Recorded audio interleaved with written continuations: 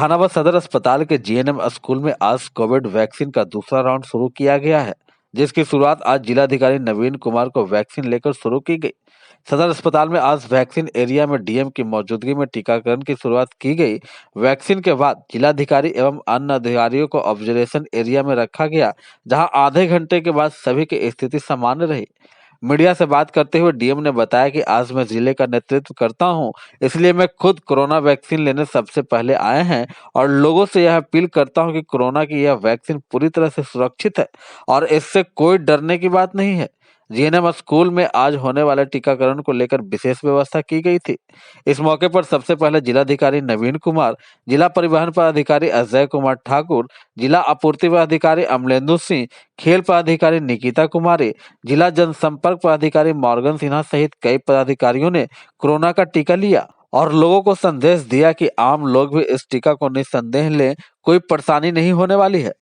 आज से प्रदेश में राजस्व कर्मी, राजस्व ऑफिसर एंड जो हमारे एडमिनिस्ट्रेटिव ऑफिसर हैं, उन सभी लोगों के लिए वैक्सीनेशन प्रारंभ हुआ है और आज इस जिले में सबसे पहले हमने वैक्सीनेशन लिया। क्योंकि मैं इस जिले को नेतृत्व करता हूँ, इस जिले का नेतृत्व करता हूँ, इसलिए मुझे वैक्सीनेशन हमने लिया और इससे बहुत अच्छा मैसेज हमारे ऑफिसर्स में गया है और सभी लोग आज वैक्सीनेशन यहाँ ले रहे हैं और जो समय सीमा है उसके अंतर्गत पूरे जिले को वैक्सीनेट में सभी कर्मी और पदाधिकारीगण वैक्सीन ले लेंगे। क्या मैसेज देना चाहते हैं सर जिले? सभी लोगों को वैक्सीन ले लेना चाहिए। सुरक्षित है, वैक्सीन सुरक्षित है और वैक्सीन लेने के बाद और हम लोग को जो एहतियात बरतना है वो तो बरते रहना चाहिए, लेकिन वैक्सीन लेने के बाद हम थोड़ा बेटर फील करेंगे अपने काम काजों में और जहाँ पे हम नहीं जा पाते हैं वहाँ भी हम जा पाएंगे और लोगों की ज़्यादा जन सेवा कर पाएंगे। सर कोरोना क्या हाल है सर जिले में अभी? कोरोना की स्थिति जिले में बहुत अच्छी है। विगत 10 दिनों से एक भी अभी तक केसेस नहीं आए हैं। जिला लगभग कोरोना फ्री हो चला है। इसी में जो वैक्सीनेशन का प्रोग्राम है वो भी चल रहा है, तो ओवरऑल पूरा बिहार और पूरा जहानाबाद काफ़ी अच्छा कर रहा है कोविड के मुकाबले में। सेकेंड फेज में जितने हमारे रेवेन्यू ऑफिसर्स हैं, हमारे एडमिनिस्ट्रेटिव ऑफिसर्स हैं, उन सभी लोगों को वैक्सीनेशन लेना है जो आज से प्रारंभ हो गया है और हमने भी आज पहला वैक्सीन हमने आज लिया है। हमारे एडीएम, डीडीसी और अन्य पदाधिकारीगण जो है वो भी वैक्सीन अभी ले रहे हैं।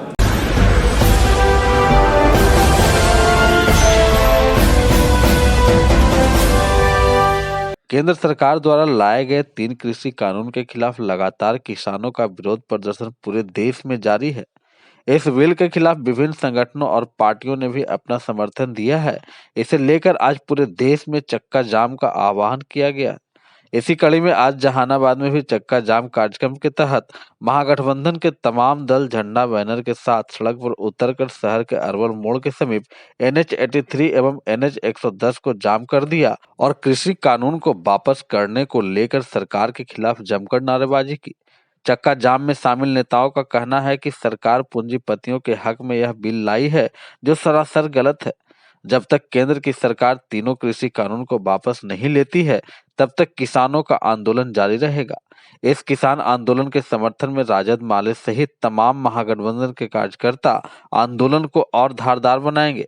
इस किसान आंदोलन के समर्थन में आयोजित चक्का जाम कार्यक्रम का नेतृत्व जहानाबाद के राजद विधायक सुदय यादव एवं घोसी विधानसभा क्षेत्र के विधायक रामवली सिंह यादव कर रहे थे।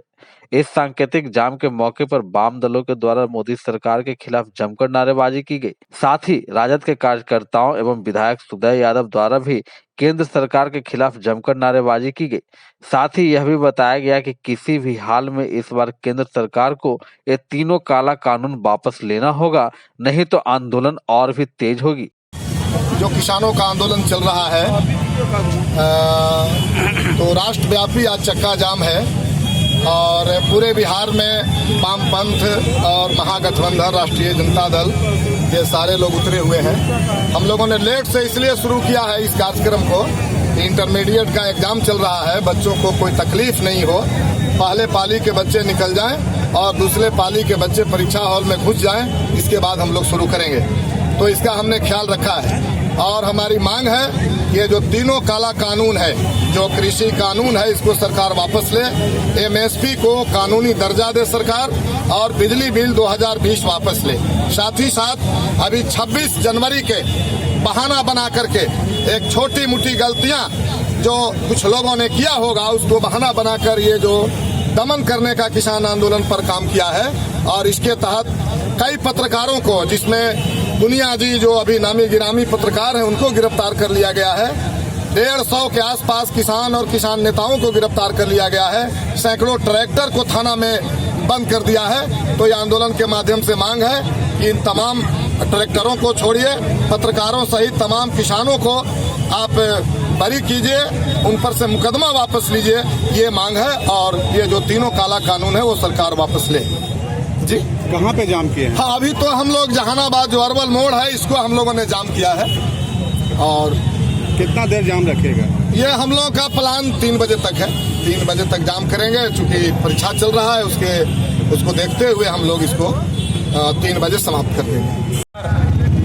करीब 70 दिनों से जिस तरह देश के किसान अपनी फरियाद लेकर के यह मनुवादी व्यवस्था की सरकार और अंग्रेजों के पोस्को की जो सरकार है, राज्य के सहयोग से जो केंद्र में उसकी सरकार चल रही है, यह पूरी तरह किसान विरोधी और मजदूर विरोधी, जन विरोधी यह सरकार है। कोरोना काल में इस देश के प्रधानमंत्री के द्वारा 3 काला कानून यहाँ के किसानों के ऊपर थोपा गया है।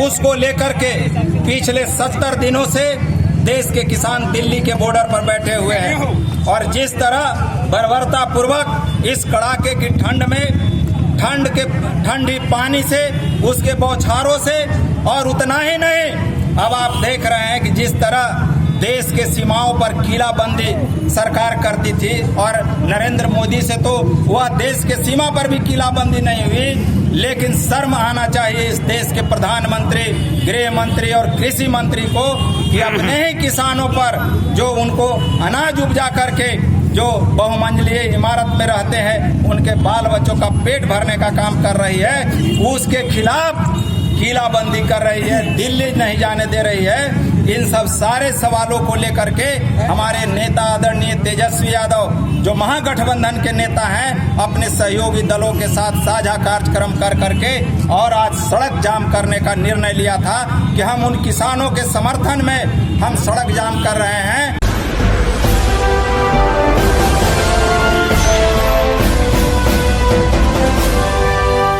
इसे किस्मत कहें, बदनसीबी कहें या कुछ और, समझ से परे है।